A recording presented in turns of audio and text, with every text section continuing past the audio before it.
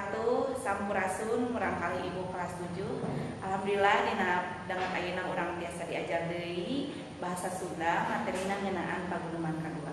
Paguneman kadua ieu materina mangga urang sakseni sasarengan ngaguar materi ngeunaan paguneman, naon hartosna paguneman, contoh-contoh dina paguneman nya.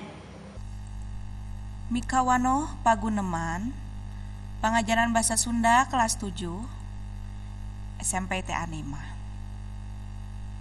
Nah, di dia aya gambar ilustrasi nunuju paguneman. Paguneman teh obrolan silih tempas antara dua urang atau leuwih dina karya sastra atau drama mah paguneman teh disebut dialog.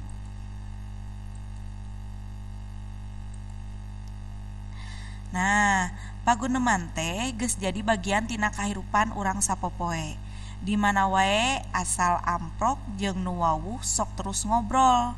Komo jeung sobat anu geus heubeul teu panggih mah kadang terus uplek. Tah, ngobrol teh paguneman lisan, sakapeung teu ngalanjeur. Tampolana tema obrolan teh sok uclang-acleng tara jejem dina hiji tema. Beda deui jeung paguneman dina tulisan, boh basana boh kalimahna sok museur kana hiji tema.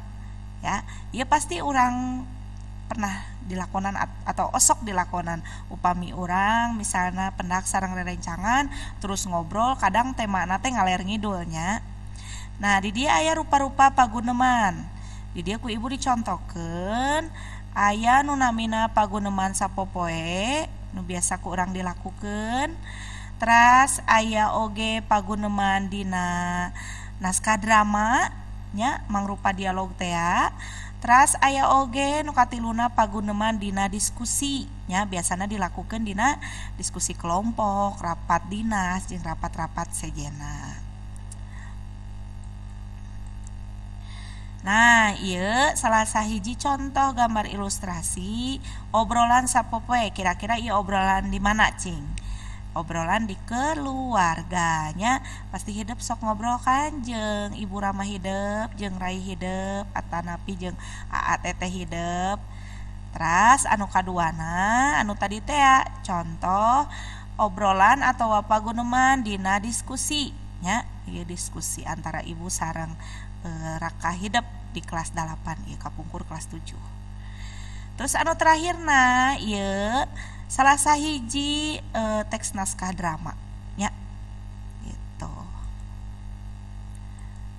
Nah, basa anu biasa dipake dina paguneman gumantung alias tergantung kana suasana jeung batur nyarita.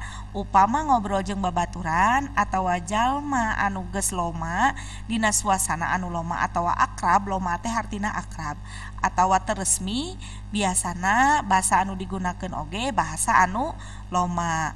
Tangtu we bakal beda upama urang nyarita jeung jalma anyar pinanggih, jalma anu pantes dipihormat atawa jalma anu saluhureun atawa dina suasana anu resmi. Biasana ragam basa anu dipakena oge ragam bahasa anu kumaha anu hormat. Tapi upami dina diskusi mah rata-rata ditangtukeun heula temana atawa jejerna. Jejer dina diskusi teras ngagunakeun bahasa anu hormatnya.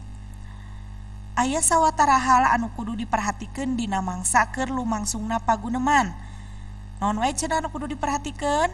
Anu kahijina ngaregepkeun nu keur nyarita kudu daria nya, kudu antusias.